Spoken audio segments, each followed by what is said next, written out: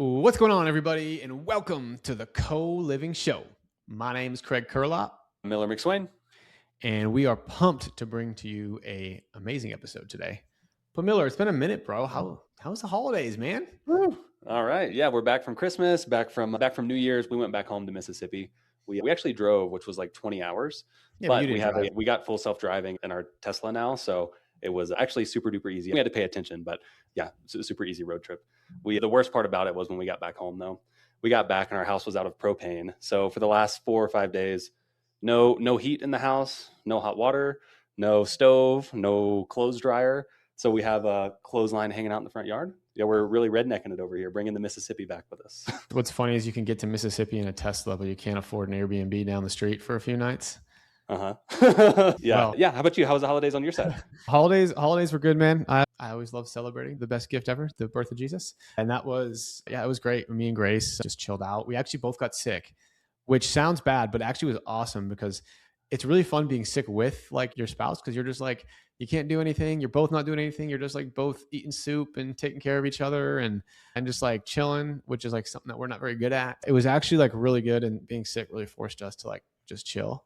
And then New Year's. Fun fact about Craig, I went to his house like a month ago, and he doesn't even have a TV in the living room. So they really don't chill very often.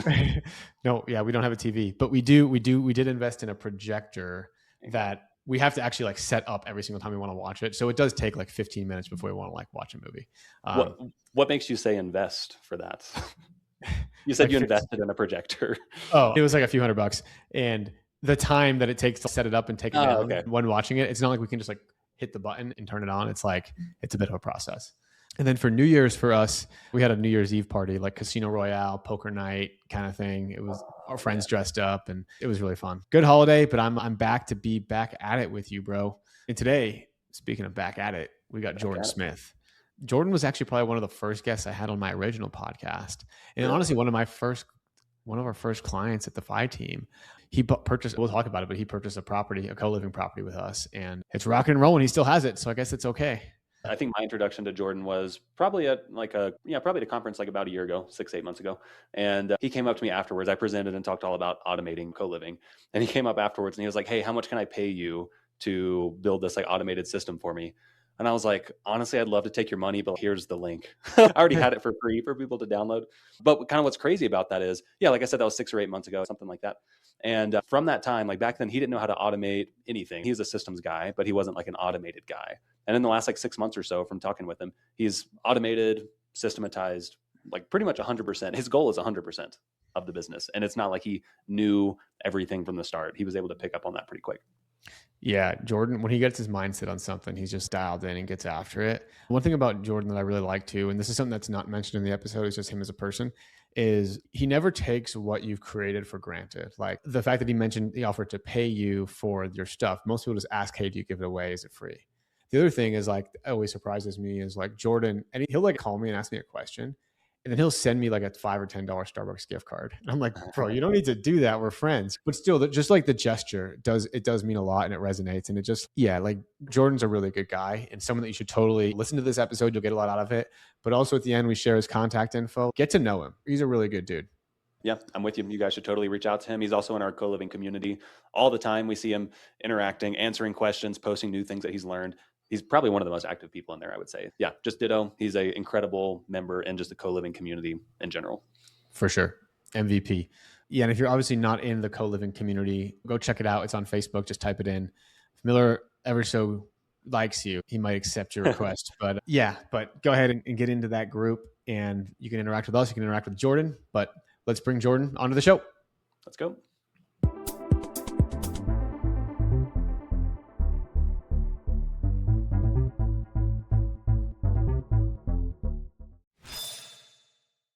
Jordan Smith, welcome to the show, my friend.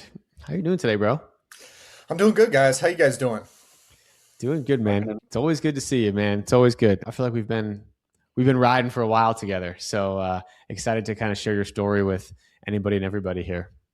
Yeah, man. It's been a minute. Excited as well.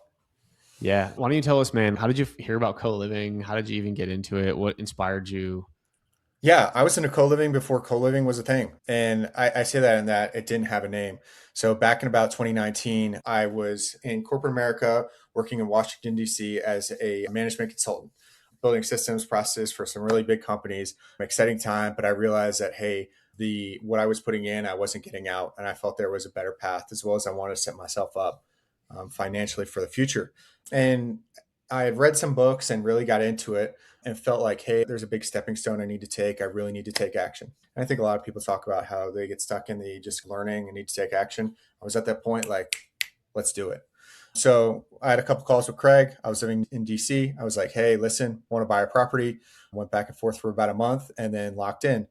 Bought a property August 31st, 2020. Had not seen it, was living in DC, moved out here the 27th, moved in at the 31st, and then got rolling from there. 6 bed, 3 bath. And then from there, each year have grown on that. What I would say is different about the way I do things, and I think people are starting to move towards this, is, and hat tip to Miller on this, being very systems and process oriented, making sure that I can automate any decision that happens twice, setting rules in place and that sort of thing. But we can dive into that deeper, but that's really how I got started and went from there every year. Miller heard the word systems and automations and he just I'm went ready to bonkers. go. He's like, yeah, he started like turning the Tasmanian devil. And it's just like, but before we get there, can you tell us a little bit about the first deal, like from the acquisition side? Like, how did you find it? What was the purchase price? What's your monthly payment? What was your rent you were collecting and all that kind of stuff? 3 bath, about 2,500 square feet. It was actually 2.5 baths. We had to add a shower in one of them. Purchase price was around 485,000. The PITI was about 2150, and then I added $700 on for utilities, for general maintenance, that sort of thing. So my costs monthly were around 2850. Bedrooms were renting out around 850 a month, and then I had two that would go for 950, and then my monthly rent was around fluctuated, and it's fluctuated every year between 5,200 and 5,500, depending on certain amenities. Came out of that with some really significant cash flow and was really happy about that. I might have missed it, but were you living in this house or was this purely investment? Yeah, living in the house. So 5% down. I want to say all on closing costs, and I'm going to ballpark this year 35,000 at the time. And that was That's with not the right. good old days with the 2.5% interest rate. Yeah. Oh, That's a house you'll never sell. You No. just can't. But so you mentioned a little bit about the renovation piece. I know you added a shower. Anything else that you did? And if so, what were the costs and what would you do?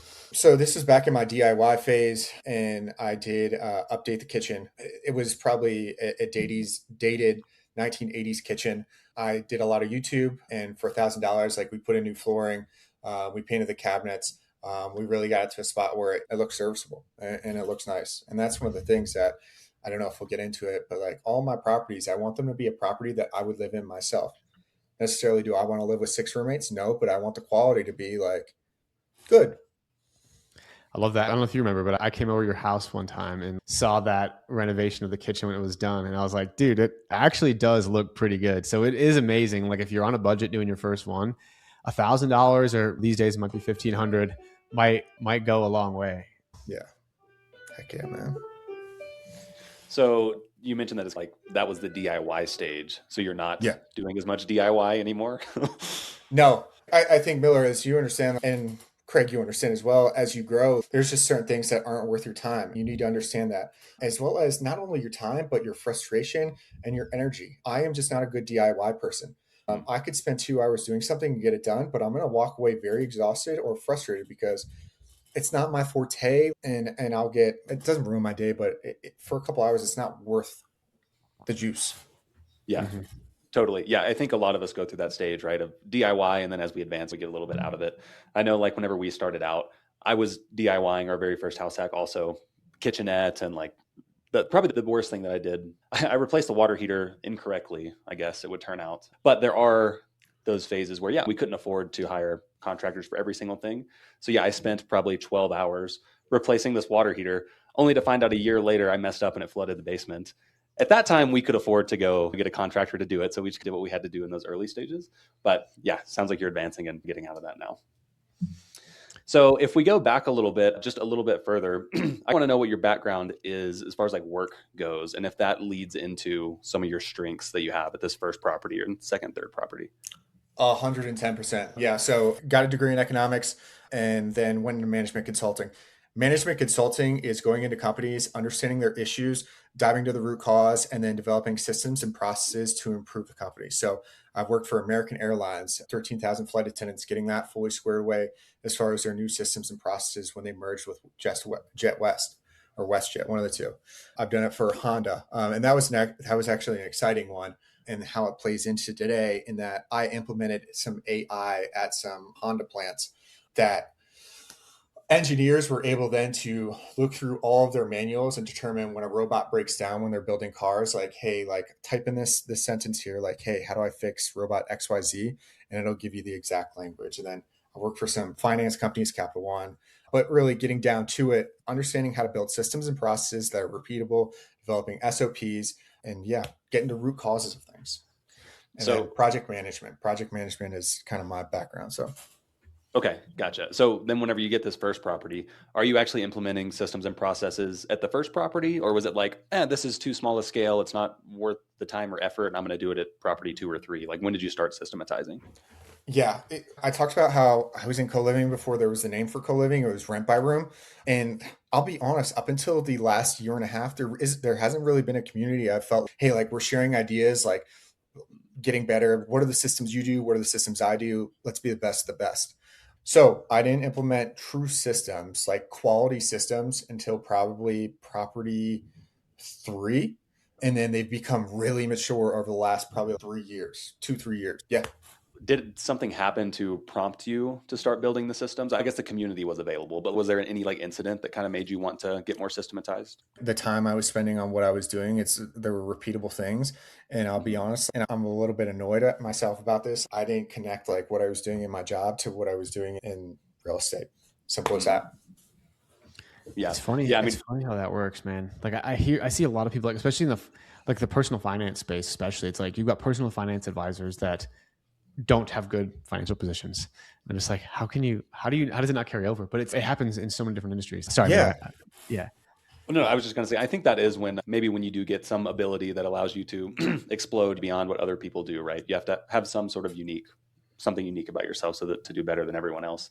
And it could be a different thing for everyone. But yeah, for me, systems sounds like Jordan, it's systems. Craig, do you think there's anything from before your real estate days that are helping you out now too? yeah, big time. The stuff that I did before real estate was I worked in venture capital, and so I actually could understand the value of a business and all that kind of stuff. And so as we're like growing, and if we're doing more commercial stuff, like I know how to read. I'm very fluent in like reading financial statements, understanding like what one thing over here is off and versus what like that affects this over here, and like being able to understand like and dive into some of the numbers. Mind you, I don't love the numbers. Probably the opposite of you guys. Like I'm like not a systems and operations guy. Like it just takes me a long time and I never follow them. But with my previous careers and stuff like that, I was always doing like different things. Like I was in Toastmasters for Mm. 12 years. And I'm not that old. So 12 years is like most of my professional career. And that made me really good at public speaking. It made me confident in talking with people. It made me confident being on stage and doing that type of stuff. And so that is translated into the relationships and all that kind of stuff. So yeah, 100%. Yeah. So just a reminder to everybody, like us three are on the podcast here because we went deep in one thing. We didn't say stay super shallow. So whatever you can go deep on, that's probably where you'll find your kind of key unique ability, I think.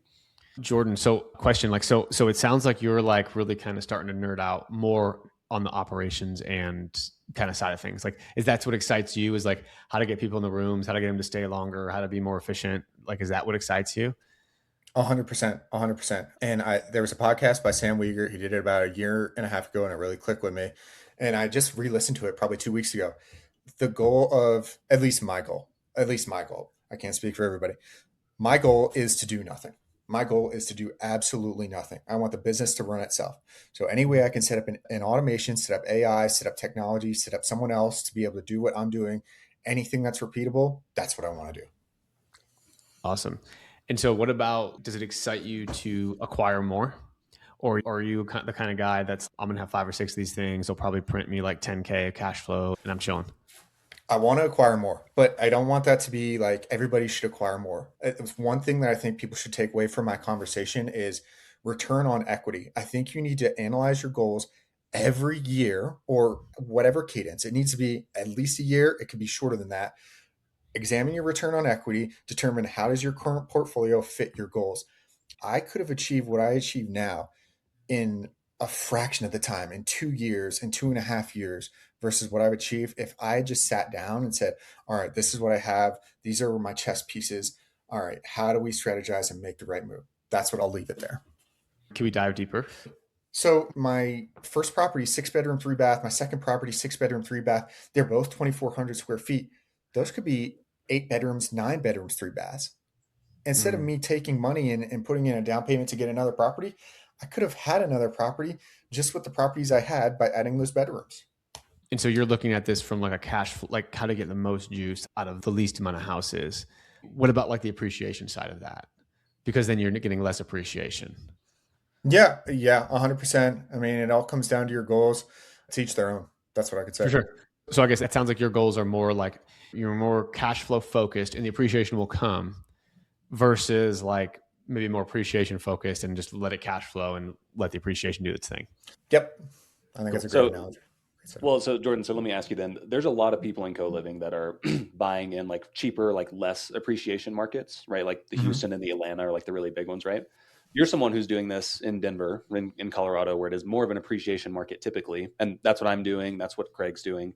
So I guess how did you decide that appreciation was less of a factor and yet you are in a market with like higher appreciation than normal? Like how are you weighing those two things? That's just where you were, or was it strategic?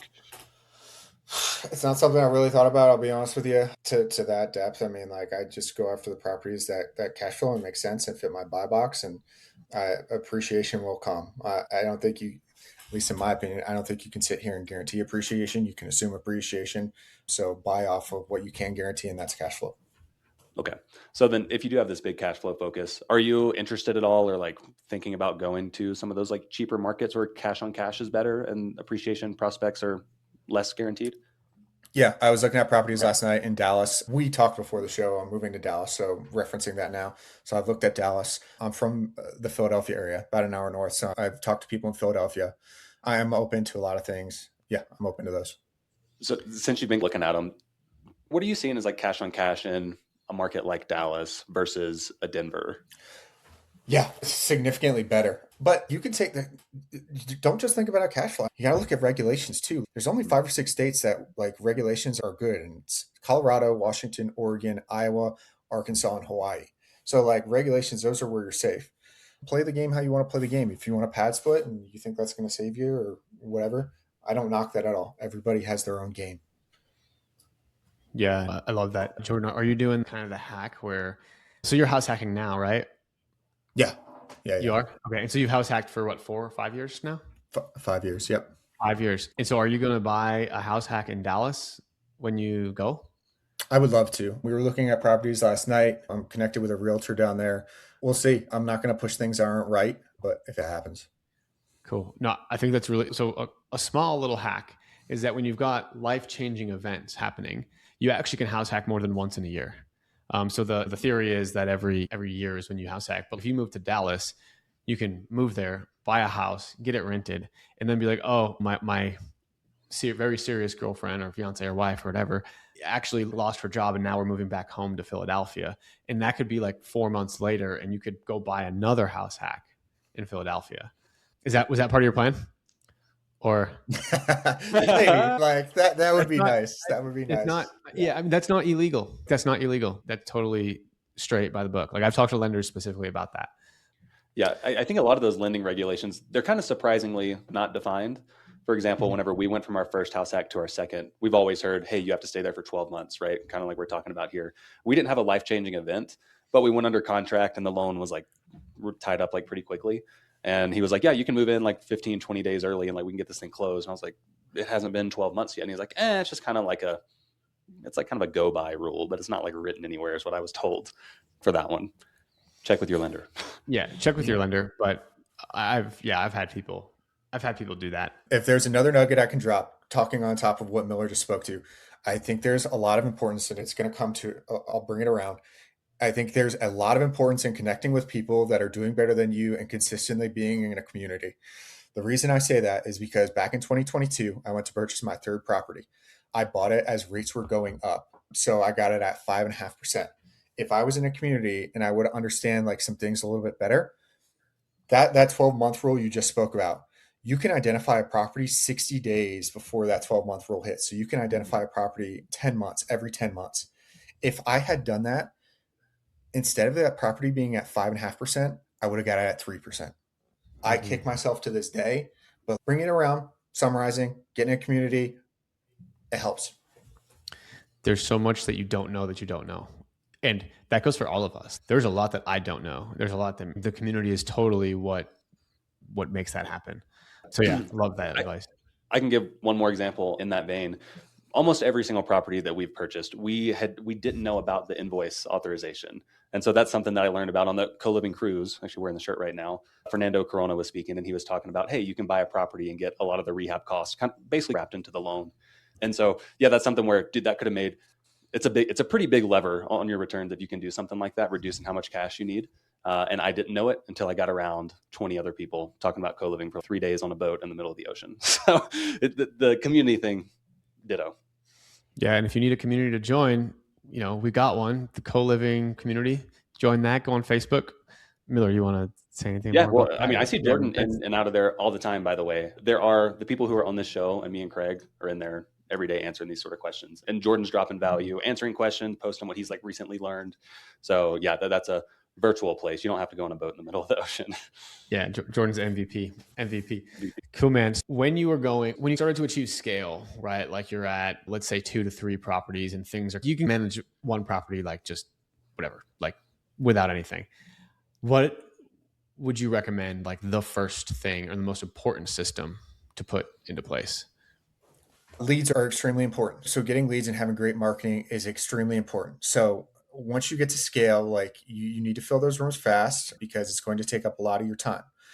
Once you're getting leads, I think you need to have a system for getting them converted. So I think the pre-screening form is extremely important. I used to spend so much of my time going with tenants and, hey, do you meet this? Do you do this? Do you do that? And there are even nuances like beyond that, like how many cars are they bringing to the house? Some other things. But the pre-screening form right after the leads generation is extremely important and making sure that's fast. From there, I think having a strong communication channel is very important. I use my communication channel Slack. I'm assessing that. I can't guarantee that's the best one, but I use it for automated messages around our cleaner. So our cleaner gives reports and then that sends out like a report to the house and says, hey, this is the level of cleanliness you guys were at. These are where the issues were. And then AI steps in and says, hey, you can improve by doing this and this. I also have like monthly like refreshes set up. I have quarterly surveys that go out and some other things. But yeah, I would say getting leads, having a good funnel for converting those leads, and then a communication channel. Huge. Okay. Can we get a little bit tactical on each of those for a little bit? Okay. So let's talk about the lead piece. What is your process there? Where are you posting? And like you said, you got to get back to them quick and all that. How are you actually managing and handling all those leads? Yeah, Facebook. I actually just posted on the group where all my leads are coming from over the last 6 months.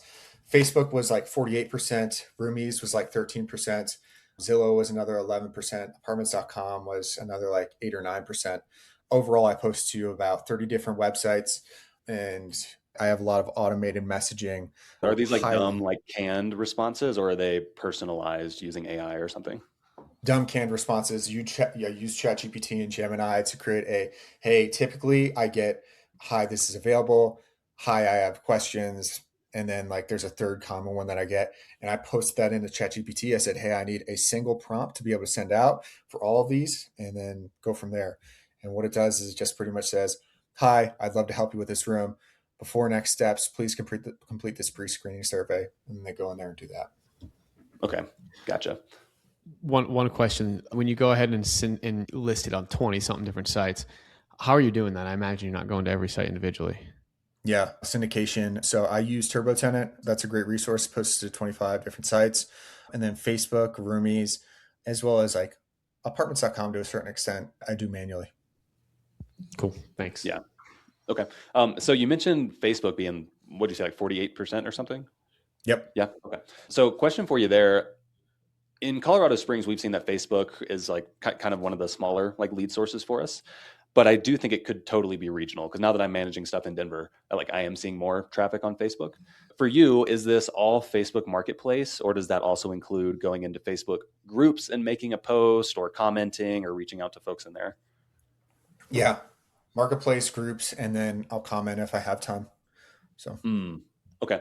How are you? So the group thing is interesting to me because it's not structured, right? If you're going to post something on Marketplace or Roomies or whatever, it's upload your photos here, put your description here, put your rent here, and it formulates it all for you and everything. How are you doing your posts in the Facebook group? Are you making it look like a listing, or you're just going in and being like, hey, we have this cool company with houses around. Let me know if anyone's looking for a room. How are you interacting in there?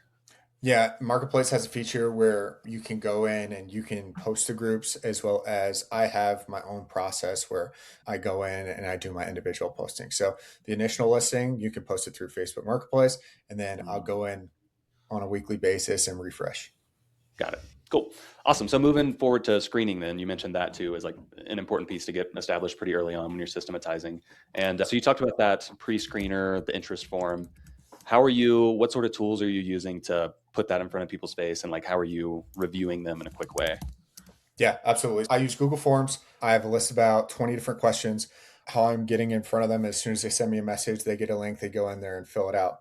How I'm assessing it. So I have an automation set up through Zapier, tipping my hat there, where I have certain criteria they have to meet. And if they meet it, then a message gets sent out, says, hey, congratulations, fill out this psychological test, which is basically just 15 questions that determines their fitness for co-living. And then I have an AI assistant chatbot that goes out to them as well. So if they have any questions, they're able to ask there. And then I give them the application as well. From there, we get them set up with a tour. I'm looking to automate that through Calendly shortly. And then we have either a roommate or a realtor lead the tour and go from there. So you personality test or psycho, whatever you called it. I haven't actually heard of anyone. I think I've heard a lot of talk in the space about, hey, can we get gamers in one house and people that like sports or whatever in one house? Is this kind of what that accomplishes for you, figuring out if they're a good fit in general or a good fit for a house? Good fit for a house. I'm not necessarily grouping people based on their interests, although that would be great. And I'm excited if it happens. Basically, it's just determining, hey, are you going to clean your dishes on time? Are you going to be a responsible roommate like that? So I have various trap questions. I have just different setups. And then once they complete that, I have AI go through and it says, all right, this is where they may be lying. This is their fitness based on a rubric. And then from there, push them through.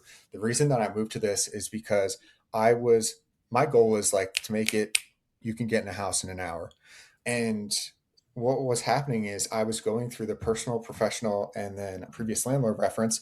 And sometimes I wasn't getting a call back, or sometimes there would be gaps, or the quality wasn't necessarily there. And I was like, all right, how do we make this quicker?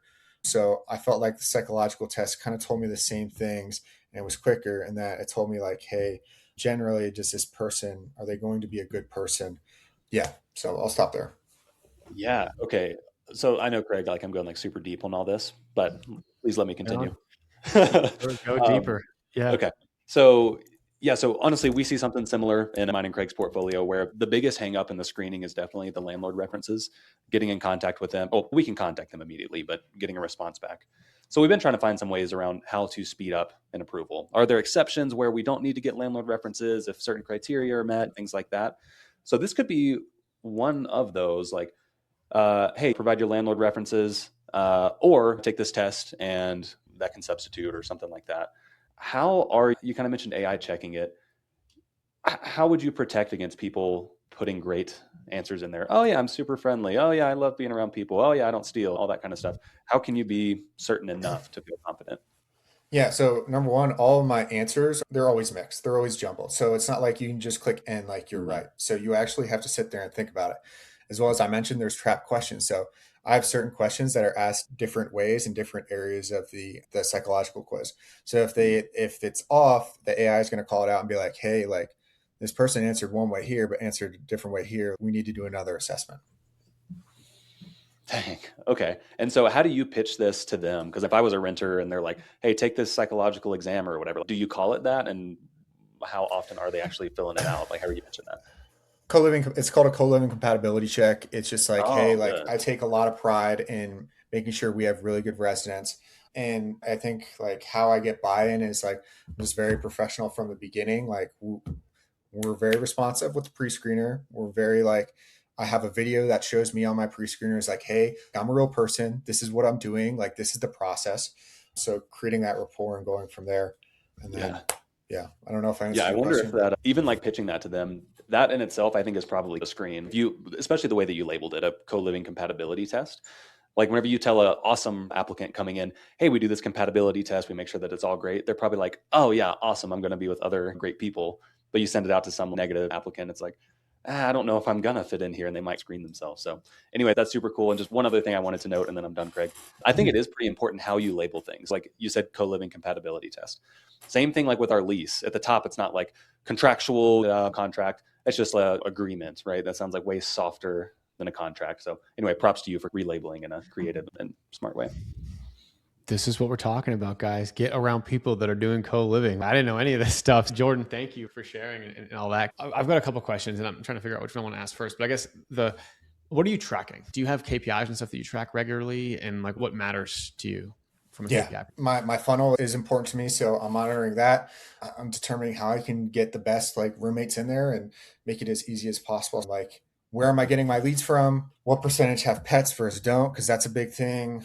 When are they looking to move? Because that helps me determine like seasonality and demand, that sort of thing. I don't know. There's a lot of things I go through. I was just talking to a guy last week though, and he communicates with people that own thousands of co-living units, and he was talking about how he does like a secondary KPI assessment, which like I can't speak to too much, but it's something that I want to dive into as well. I think there's a lot of value in data, simply put. For sure. And what do you do to capture it and where do you hold it? And I have it in Google Forms, and then I have AI assess it as well to tell me like, hey, what are you seeing in the data?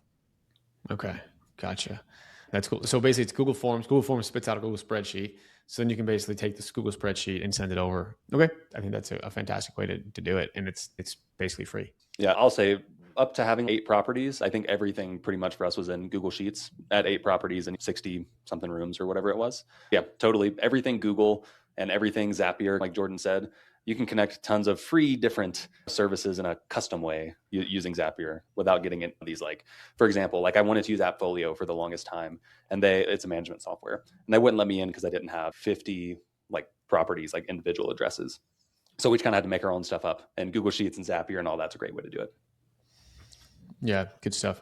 The other question that I was having is it sounds like you do a pretty good job on like the pre-screening and making sure that the residents are good, but I'm sure some people slip through the cracks and like personalities just don't mesh. How do you handle like tenant conflict? Yeah, listen, 5 years, over 100 tenants. I've only had two tenants where it's really been a big issue. What we did is we just professionally and swiftly got them out. One thing I would say is I think as COVID picks up, it's going to be similar in Airbnb in that there are going to be regulations. I think if people are listening to this, I think you're going to run into these situations. Be prepared for them by talking to a lawyer about what the processes look like for each situation and go from there. I had to get a tenant out, and I did everything I thought was by the book, but there was a little nuance to it. Had I gone to a lawyer when I started that sort of process of getting the person out, it would have saved me probably about 15, 20 days. So at what point do you actually start talking to a lawyer? Are you saying that before anything happens, you should have a plan that a lawyer likes? And then during what point in the tenant issue process does the lawyer get introduced, and how much can you take care of without the lawyer? That's a really good question. I have to date, and it's a lesson learned that maybe others can take, have engaged them when I felt like things are getting serious or when an eviction needs to occur.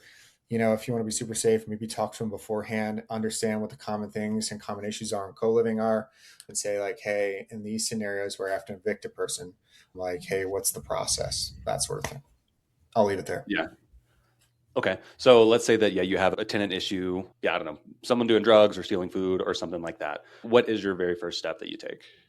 It's going to vary by each county. Each county is different, Oh. but typically I want to say it's a 10-day notice. And Mhm. then I want to say there's a notice to cure and something else. It's in my SOPs, but I can't name it off the top of my head. I'm sorry. No, it's all good. So I guess really my question is, are you going straight to that formal legal process, post the notice, do all of that? Or what are the conversations like beforehand before it gets super duper legal? Yeah, I go into the legal process after one warning. You get like a hey, and then after that, like, so listen, I don't want this to drag on for multiple months. One bad apple ruins the house. What we do that works pretty successfully is like the cash for keys type thing. I don't know if we're like enabling people. Do you do that at all? Yeah, yeah, I've done that. Yeah, it's a great option. Yeah. Honestly, that's like always my first go to is like, I'll give you $200 to leave by the end of the week or whatever it is. And like many times they'll take it. Yeah, like for something like that, you guys should totally run the math. It's like pretty obvious that cash for keys is typically worth it, right? Like kind of like Jordan was saying, this one bad egg makes other people leave the house and all that. So if that one person was staying there and then someone else leaves, that's $800 a month you're now losing. I would totally pay $200 to keep every other resident in there and quickly get it just filled back up. But yeah, that's a part of our process too, is cash for keys.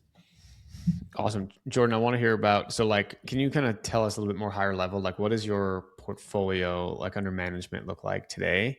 How many rooms are you managing?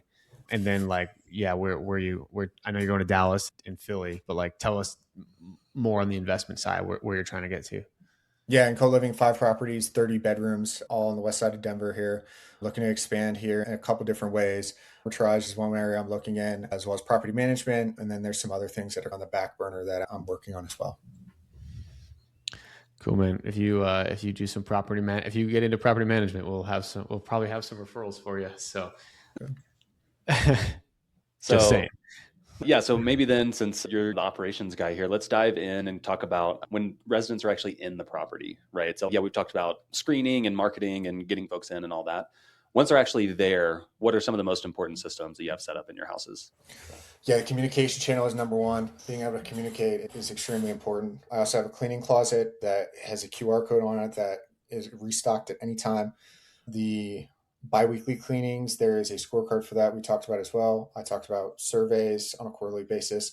Something that is extremely important is having a system for closing out issues. I'm saying that from like if a pipe breaks or anything like that. So being able to get those knocked out very quickly is important. Over the last like year and a half, I've very much focused on that. I get things knocked out pretty much same day for minor to medium issues. And I've had 3 repairs this year that were major issues that took out a complete bathroom. I got them knocked out in 48, 72 hours. Typically, this would take a week and a half, 2 weeks. So having that is extremely important. What do you mean by this? Like having the plan for who you contact when certain thing goes wrong, or like what does that mean to you? It means having a system for intaking the issue, assessing what the severity is, and then being able to communicate it out to your vendor. And not just one vendor, but multiple vendors to ensure timeliness. Okay. Is there any automation involved with that for you, or is that, hey, I got a request from a tenant, I'm going to go contact the 3 plumbers or whatever? Yeah, so for non-emergency issues, we have an intake in the house where they can submit a form and say, "Hey, this is what's going on," and then from there, I do a double check and assess it, and then I'll go to our handyman, and they'll go out on a somewhat scheduled basis and knock things out. If it's severe, it comes straight to me, either like via Slack or however they contact me, email, that sort of thing, and then I just knock it out right there and then. Got it. Okay. So one other system I want to ask about, because again, I'm being like selfish and this is a problem that we're having right now. Sorry, real quick. Before we move on, I want to ask one question about the vendors thing. Jordan, have you ever figured out a way, or would you figure out a way to, let's say, like a request comes in and then it like shotguns out to your list of 5 people, and whoever responds first gets the deal or whatever gets the job? Not necessarily in the like auction way you're putting, but there is a system. I just emailed about it. And we talked about it last week. It's called Quo. There's some operators that are using it now. Essentially, what it is 24/7 AI agent that takes calls, takes texts, understands the context based on a prompt, will understand the severity, and then be able to send it out to a given contractor. There's also Twilio. That's another option, a little more configurable, in my opinion, that it connects with email, text, and phone. But there's more like it's a buy versus build. You're going to build with Twilio. Like you actually have to put in time on that versus Quo. You can plug and play a little bit faster, but there's limitation. Gotcha. Thanks. And for the listeners, how do you spell Quo? What is that? Quo. And I could be butchering that. Quo. I don't know. I would say Quo. So I'm with it. Yeah, we'll stick to that. Okay. So the other operational system I want to ask about is trash. So in Colorado Springs, I think I found out that we're unique in this, but we have one trash company that we pay an extra $15 a quarter or something like that. And the trash folks actually go get the cans from the house, dump them in the truck, and then go put the cans back. I didn't realize how huge of a benefit that was to co-living, right? Because you have 6, 7, 8 folks there. Whose responsibility is it for trash, right? If it's everyone's responsibility, then it's no one's. So that's why we pay them for that. But now that I'm managing some stuff in Denver, I have yet to find a company that does that. Maybe there is one, but how are you handling trash, making sure it's taken out on time and that it's not overflowing and causing resident issues? Yeah, so I have an automated message every week, and it changes the weeks for us for recycling and trash. But it sends out and says, "Hey to the house, like tonight's trash night. This is the steps you need to take," and it's very like plain English. I also have a camera that's set up on wherever my trash is at each house, the exterior trash, not the interior, and it views it, and like I can tell, okay, was the trash taken out, was it not? And at that point, if it wasn't, I can determine if I need to go to that trash valet service and have them take it out. A couple companies in Denver are FIDO as well as Can Monkey. So two options right there. Rock on. Thank you. Cool. That's yeah, dude. I love all the stuff that you're saying here. When I guess one question I have is like, all right, so 2020, you bought your first property, 2% interest rates, prices were lower, like things have changed, but you're still buying properties every year. So how has like your underwriting changed? How has like your criteria changed? Tell us a little bit about that. Bigger properties, simply put, bigger properties, more bedrooms. And I think there is a sweet spot with that. I don't think we've gotten to the point where culturally we're ready for, at least here in Denver.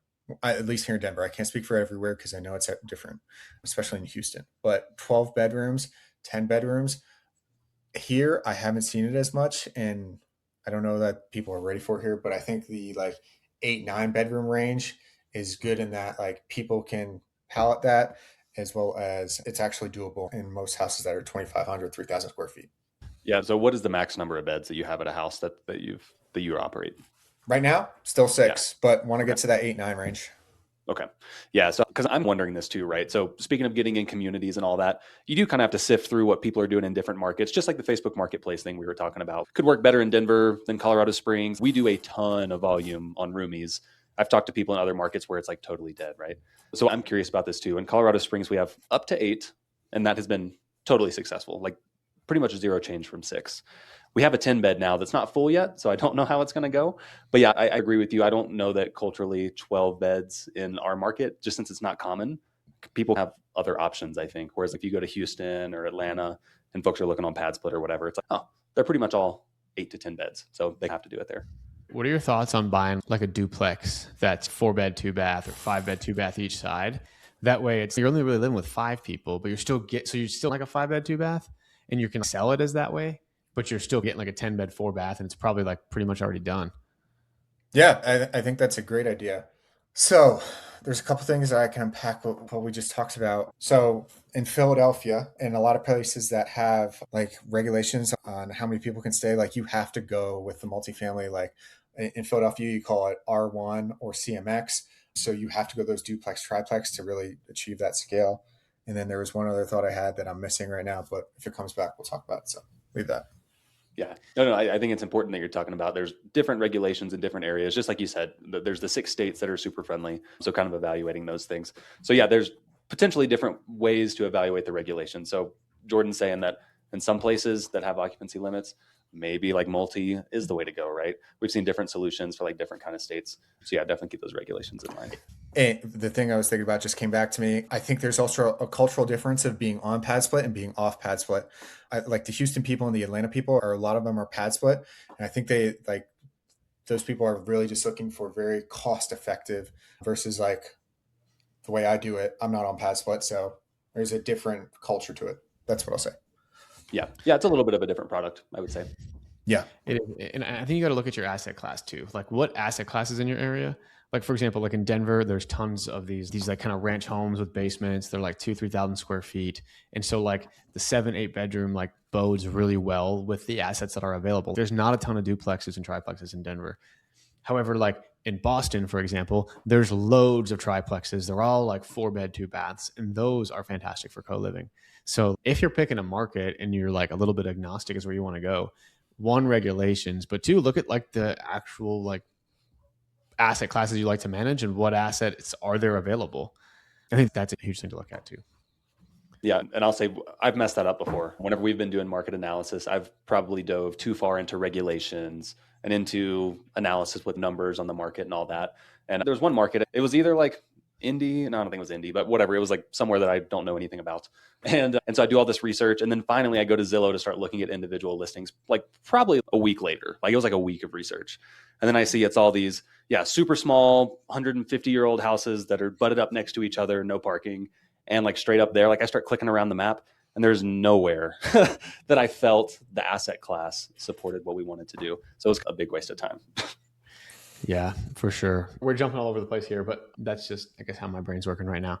Is we mentioned like there is this kind of, there's a community that's on pad split and a community that's off pad split, and there's a little bit of a different vibe. And I think we all love pad split. Like I think what they're doing in the industry is absolutely fantastic. But Jordan, why don't you talk a little bit about your opinion on why you're off pad split, and would you ever consider going on? Yeah, like I like pad split. I think it's great. Would I ever consider going on? Yes, I would, 100%. Why am I off of it? My systems are set up like that. I don't need to be on it, and as well as I keep more money doing what I do. Although that is something I'm assessing, so I shouldn't necessarily say that.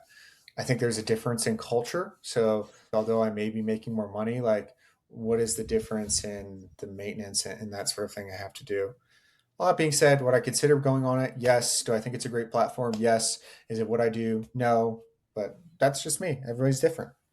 I was going to say, Jordan, do you know anything about the state of pad split in Denver? Like, I know that they are officially there now and they're getting into some other markets. Do you know anyone operating there? And is the culture remaining the same here? Is it the same cultural kind of tenant going in Denver to live in a pad split as Houston and Atlanta? So I had my property on PadSplit for a little bit. I did notice, and when I say that, I was listing it on PadSplit. I did not rent it out on PadSplit. I did notice a little bit different. Nothing wrong with that. And then I just pulled back and did my own thing. I don't know any operators out here. I know the demand is high. I've seen the numbers. Yeah, that's that. My one thing that like I just can't get over the hump with pad split is that I don't like relying on a company. And so if pad split were to go defunct, it's not that old of a company. This isn't a mature space. Like it is very possible for pad split to go bankrupt or something to happen. Now what? Like now I'm left with a bunch of houses with 15 people in them and no real system that I can use. So that's always been my like biggest fear and risk with it.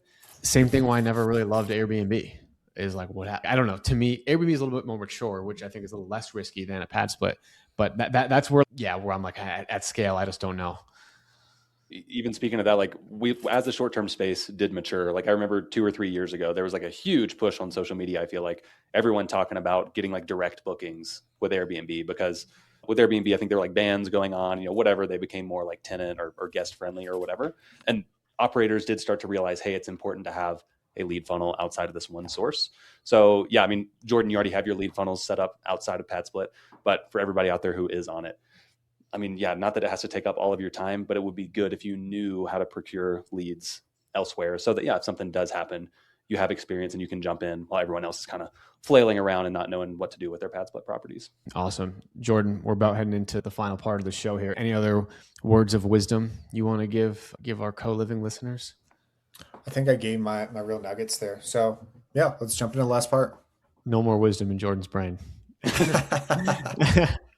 All right. It is time for the big three. All right. We're getting deeper every episode. Jordan, what's the biggest opportunity that co-living investors looking to scale are overlooking right now? Return on equity. We talked about it. Assess your property versus what your goals are on a frequent basis.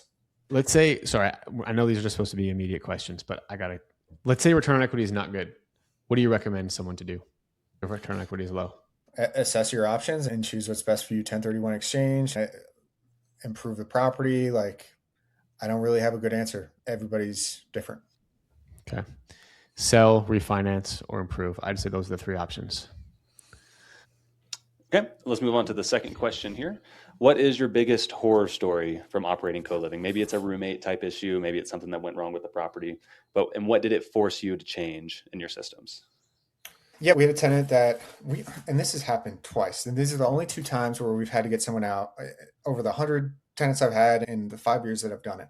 Just an individual that was not being respectful towards some of the women in the house. We just handled it swiftly, promptly.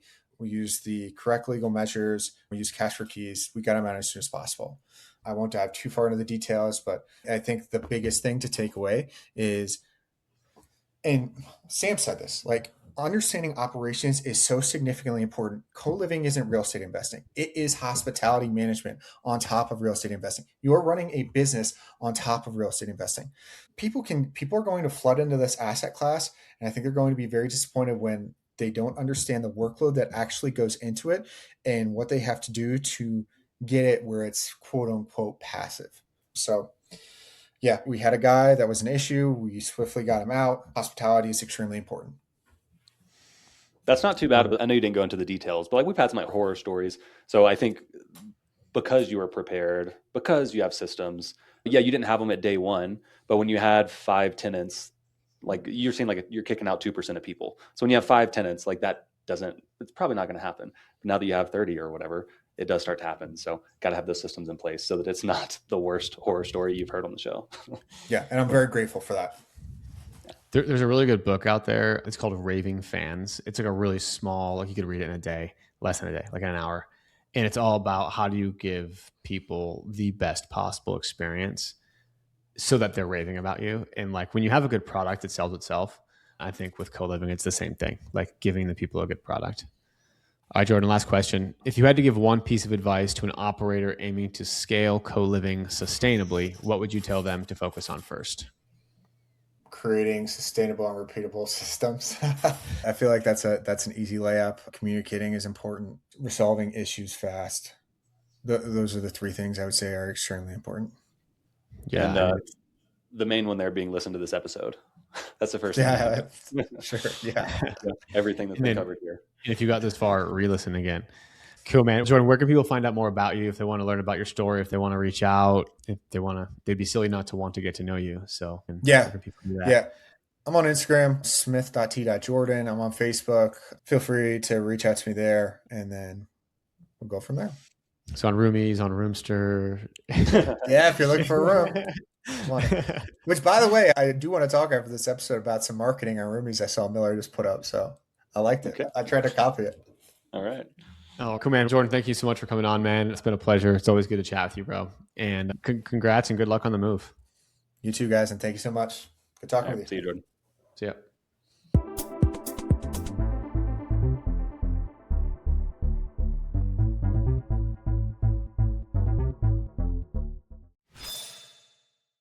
And that was Jordan Smith. Miller, what do you think about Jordan? Yeah, no, I definitely love Jordan, mainly because he is like a carbon copy of me. So that kind of makes me like him a little more.